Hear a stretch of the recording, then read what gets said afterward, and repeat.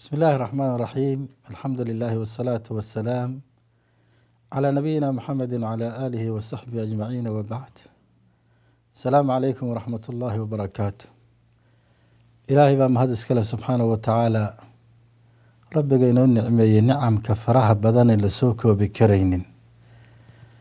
ayuha alikhwa wa ayatu lakhawaat, insaanku ilaahay subxaanahu wa tacaala inuu baryo waqti walba iyo saacad walba oo xaajadiisa iyo danahiisa iyo duruuftiisa alla u sheegto, oo insaanku dacfiga iyo maskanadiisa alla subxaanahu wa tacaala u bandhigo, waa matlab sharci oo lagama maarmaan ah.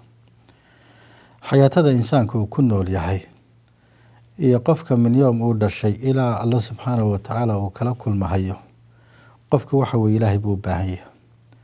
baahida iyada ilaahay u baahan yahay qofkii dareemo nicmo ayuu ku jiraa. qofkii aan dareemin inuu ilaahay u baahan yahay, kaasi waa maskiin wey. walihaada waxaan nafteyda iyo u dardaarmahayaa naftiinaba adducaa adducaa, allah inaan barina subxaanahu wa tacaala. azamaadka lagu jiro iyo fitanka lagu jiro iyo imtixaanka soo noqnoqonaya ummaddu markay imtixaan ka baxdaba imtixaan kale ay galayso, waxyaabahaas oo dhan waxaa lagaga bixi karaa insaanku inuu dacfigiisa dareemo iyo ilaahay subxaanahu wa tacaala inuu faqiir ilallahi u yahay oo u baahan yahay. wailaa insaanku haddii uu ku jiro fii qaflatin saahuun uu ku jiro oo uusan dareemin meesha laga garaacahayo iyo meesha dhibaatadu ay kaga imaanayso iyo xalka lagaga bixi karahayo, insaankaasi xaaladiisu khatiir ayuu ku jiraa. walihaada allah subxaanahu wa tacaala isagaa inale ibarya aan idinka ajiibe, qaala rabbukum adcuunii astajib lakum. waa rabbilcaalamiin weeyaan, oo miicaadkiisa iyo ballantiisana marnaba aan khilaafay. in allaha laa yukhlifu lmiicaad. ilaahay isagii baa la ibarya aan idinka ajiibe. wax walbood u baahan tihiin iga barya. haddii aad u baahan tihiin sacaada fi dunya waalaakhira, aniga i weydiista. rabbanaa aatinaa fi dunya xasana wa fi laakhirati xasana waqinaa cadaaba annaar badiya. sidii nabigeenaba calayhi salaatu wasalaam uu badin jiray ducada qiimaha badan. ilaahay baa la ibarya aniga. haddaad u baahan tihiin maal, aniga i weydiista. haddaad u baahan tihiin awlaad saalixiina, aniga i weydiista. haddaad u baahan tihiin amni iyo istiqraar, aniga i weydiista. udcu allaha wa antum muuqinuuna bilijaaba. markaad ilaahay baryanayna subxaanahu wa tacaala, waxaa laynaga rabaa in baryada ilaahay shaki uusan inaga gelin. ma lagaa ajiibi doonaa mise lagaama ajiibi doono? adigu ilaahay subxaanahu wa tacaala si toosa u bari.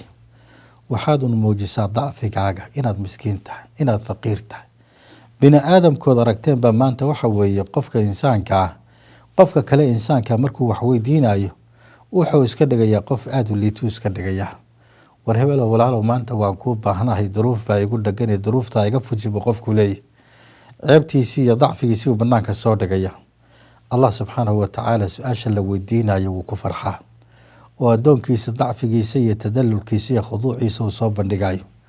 walihaada nebi maxamed calayhi salaatu wasalaam waxaa ka sugnaaday, qofkii aan alle waxba weydiisanin ilaahay waa u cadhoodaa subxaanahu wa tacaala. alle qofkii aan waxba weydiisanin oo yaa rabbi aan dhihin subxaanahu wa tacaala, aan ilaahay waxba weydiisan, ilaahay waa u cadhoodaa. sababta qofkaasi waxaa ku jira dhaqan kibir baas ku jira. walihaada insaanka daciifka markaad wax weydiisata maanta, waxa weeyaan inaad waxba keenin baa laga yaabaa. in haddii uu wax ku siiyana uu kugu mana sheegtaa suuragal ah. haddii kalena waxa weeye ihaanaad ka qaadaysaa.